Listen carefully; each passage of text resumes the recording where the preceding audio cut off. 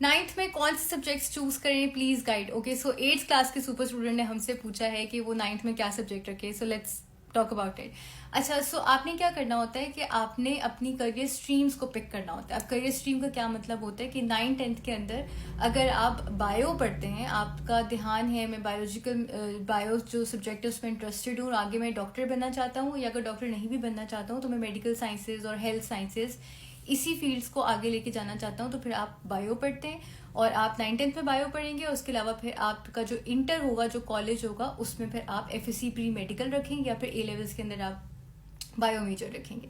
उसके अलावा फिर वही स्टूडेंट्स, अगर कोई स्टूडेंट जो है वो इंटरेस्टेड है कंप्यूटर वाली साइड के ऊपर, कंप्यूटर साइंसेस पढ़ना चाहते हैं, तो फिर वो अपना 9th-10th के अंदर कंप्यूटर सब्जेक्ट रखेंगे एंड देन FSC में आप एंड देन इंटर के अंदर आप ICS रखेंगे, ठीक है, इंटरमीडिएट इन कंप्यूटर साइंसेस।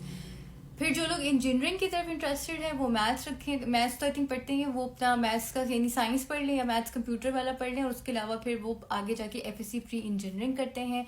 और इसी तरीके से फिर आप जो है वो, अगर आपने कॉमर्स वाली साइड के ऊपर जाना है तो फिर आप 9th-10th में कुछ भी पढ़ लें, मैथ्स वगैरह पढ़ लें या कंप्यूटर साइंस पढ़ लें, और उसके अलावा फिर आप जो है वो कर सकते हैं ICOM, आप कॉमर्स पढ़ रहे होते हैं। और फिर इस तरीके से आर्ट्स के स्टूडेंट्स होते हैं वो अपना FA यानी फाइन आर्ट्स पढ़ सकते हैं, उसके अंदर भी वो फिर डिफरेंट सब्जेक्ट्स पढ़ सकते हैं जिसके आगे वो फिर डिफरेंट करियर्स की तरफ जा सकते हैं।